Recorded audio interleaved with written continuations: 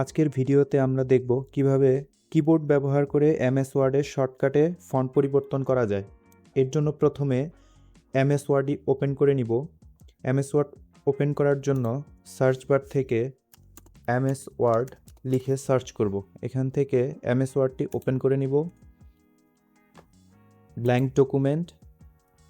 এরপর আমাদের font option থেকে ফন্ট পরিবর্তন করতে পারি, অথবা আমাদের কাজের সুবিধার ক্ষেত্রে কিবোর্ড ব্যবহার করেও আমরা ফন্ট পরিবর্তন করতে পারি। এর জন্য প্রথমে আমাদের ফাইল অপশনে ক্লিক করতে হবে। ফাইল অপশনে ক্লিক করার পর এখান থেকে অপশন সিলেক্ট করতে হবে। অপশন সিলেক্ট করার পর কাস্টমাইজ রিবনে ক্লিক করলে আমাদের এখান থেকে কিবোর্ড শর্টকাট নামে একটি অপশন আছে, এখানে কাস্টমাইজে ক্লিক করব। কাস্টমাইজে ক্লিক করার পর আমরা ক্যাটাগরি সিলেক্ট করব। ক্যাটাগরি সিলেক্ট করার জন্য আমাদের নিচের দিকে স্ক্রল করে গেলে আমরা এখানে ফন্ট অপশনটি দেখতে পারবো। আমরা ফন্ট অপশনটি সিলেক্ট করে নিব। সিলেক্ট করার পর ডান পাশে আমাদের এখান থেকে ফন্ট চলে আসবে। তো এখান থেকে আমরা আমাদের প্রয়োজনীয় ফন্টটি সিলেক্ট করে নিব। আমরা এখন টাইমস নিউ রোমান ফন্টটি সিলেক্ট করলাম। প্রেস নিউ শর্টকাট কি এখানে সিলেক্ট করব। কিবোর্ড থেকে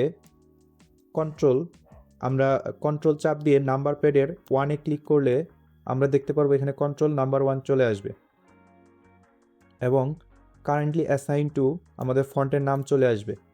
এরপর আমরা অ্যাসাইন করে দিব, তারপর ক্লোজ। এভাবে আমরা চাইলে আরও ফন্ট কাস্টমাইজ করে নিতে পারি। কাস্টমাইজ হয়ে গেলে এখানে ওকে ক্লিক করে দিব, তারপর আমরা এখানে চলে আসবে। এখন যদি আমরা কোনো কিছু লিখি,